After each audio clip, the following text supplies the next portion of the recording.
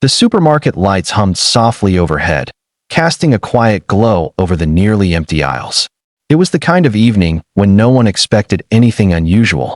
A small girl in a worn pink coat walked next to her father, clutching his sleeve. They approached the cashier, who was counting receipts, tired from a long day of repeating the same greetings and scanning the same barcodes. The father cleared his throat gently. His voice cracked, not out of weakness, but from the weight of the words he was about to speak. "Excuse me, do you have an expired cake for my daughter? Something cheap? I don't need it fresh." The cashier paused mid-motion. Customers turned their heads. The world seemed to freeze for a moment. The father stood awkwardly, holding an old wallet that looked as if life had wrestled it too many times. His shoes were worn, his jacket stretched thin. The little girl stared at the counter with quiet hope. The cashier blinked, not knowing how to respond. "Expired cake?" "Yes," the father whispered. "It's her birthday today. I can't afford a fresh one. I just need anything you're going to throw away. Something small, with sprinkles if possible."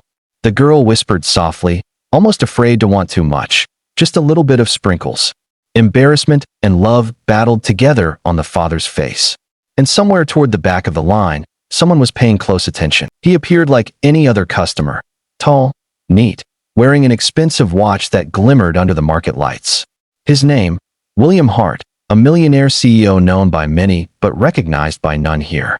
He held a basket filled with fresh produce, gourmet items, and designer brand chocolates. The kind of things most people glance at then walk away from. He did not intend to come to this small market. He was simply passing through after a business visit. But fate often speaks through the unexpected. William's eyes studied the scene with deep interest, not judging, but remembering. The cashier whispered nervously, "Sir, we don't sell expired food." "Even if I could," the father nodded quickly, embarrassed. "I understand. I'm sorry. Thank you." He began to walk away, gripping his daughter's hand tightly, trying to protect her dignity even while losing his own. That was when William's voice cut through the silence. "Wait." The father turned. The little girl peeked from behind him, unsure whether to hope or hide.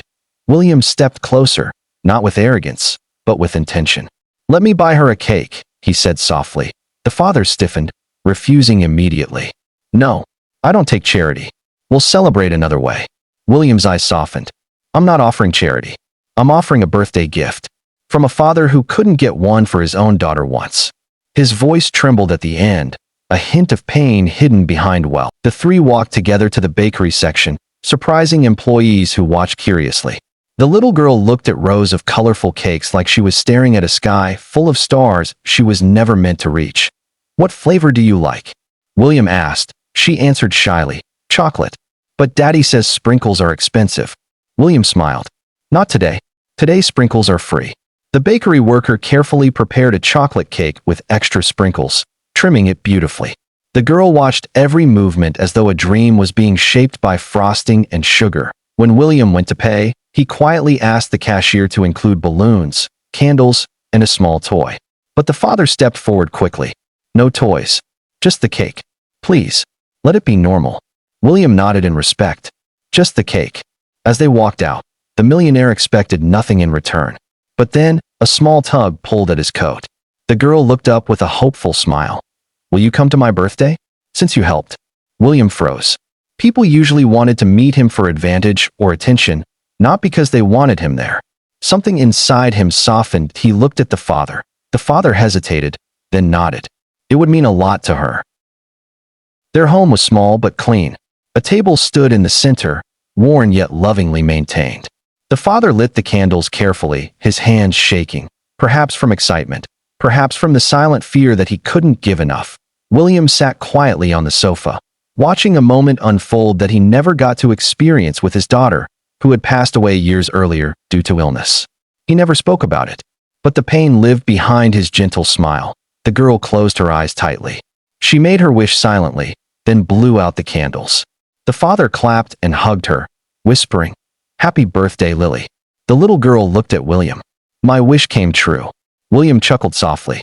"What did you wish for?" She touched her father's hand and said, "I wish Daddy wouldn't be sad today." "And you helped him smile." The room went still. The father turned away, hiding tears behind a forced laugh. William felt his heart shift. As if the love in that moment filled something he thought was gone forever. They shared cake, laughter, stories, and warmth. And for a couple of hours, a millionaire and a struggling father lived as equals. Only fathers, only humans, celebrating. As William prepared to leave, the father shook his hand firmly. "Thank you. We never asked your name."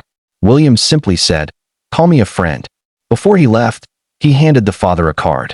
"If you need help or a job, don't hesitate. This isn't charity. It's a chance."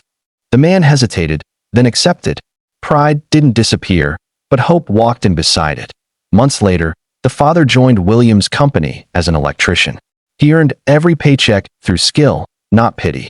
And every year after that, Lily received a chocolate cake with sprinkles, sometimes small, sometimes grand, but always filled with love. William never missed a birthday again. Not because he was needed, but because kindness had found a home, and he realized the richest moments don't need money. They just need compassion. Final inspiring message in a world full of troubles. Remember, a small act of kindness can rewrite someone's entire story. Be the reason someone smiles today. Call to action, Yellow Heart. If this story touched your heart, comment below. Always be kind. Thumbs up. Don't forget to like, share, and subscribe to Be Kind Always. Bell. Turn on notifications to spread kindness together. Let's be kind always. Yellow Heart sparkles.